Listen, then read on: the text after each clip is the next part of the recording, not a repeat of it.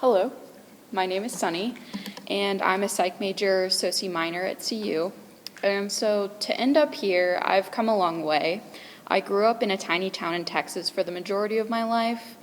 When I was in elementary school, I was obsessed with performing veterinary services on stuffed animals in my closet. So my siblings would wait nervously outside on a bench while they were reading magazines as I used whatever tools I could steal from my parents to perform life-saving surgeries on their pets.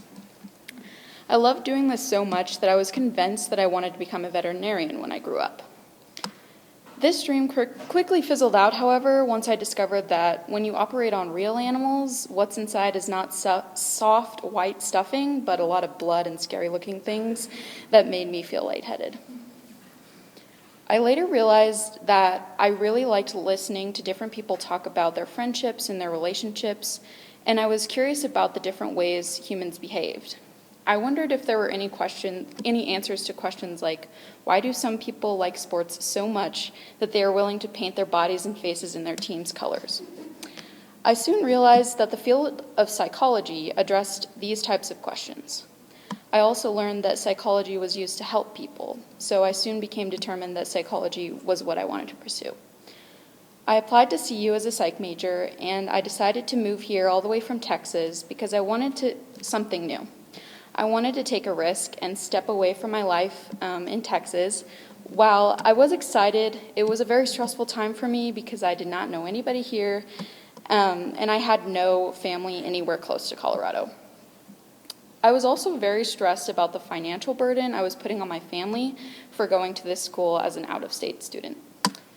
Thankfully, I was able to connect with my neighbors in my dorm as we formed an intramural soccer team, and I found ways to reduce the strain on my parents by working, earning scholarships, and taking specific classes.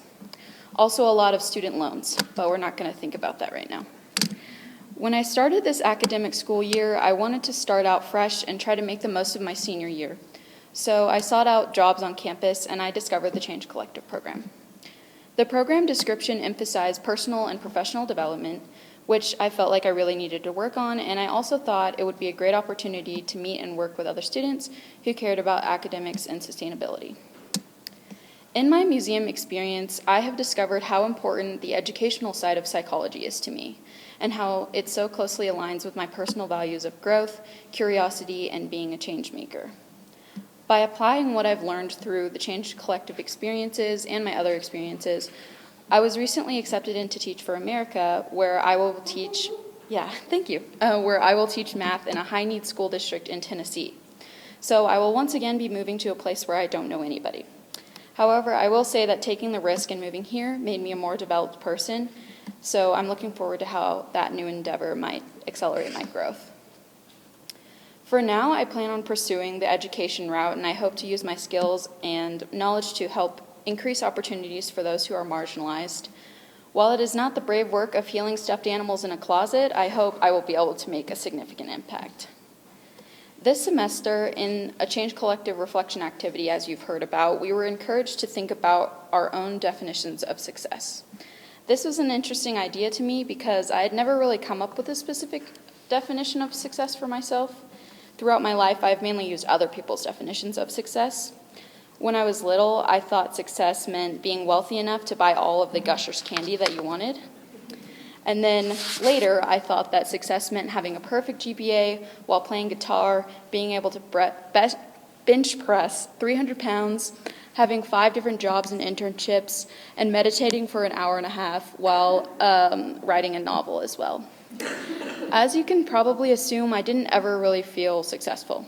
Those metrics of success didn't really resonate with me, so defining success for myself was an eye-opening experience. My current definition of success, as you'll hear later, is trying to both protect my energy, and push myself so that I can grow a bit each day and help to serve others. With this definition, I feel much more successful much more often, and my daily work feels a lot more meaningful. I'm very grateful for this experience in the Change Collective, and I have enjoyed getting to know my fellow members so much. Thank you for allowing me to share a little bit about myself, and I hope I offer something helpful as you all pursue your own journeys.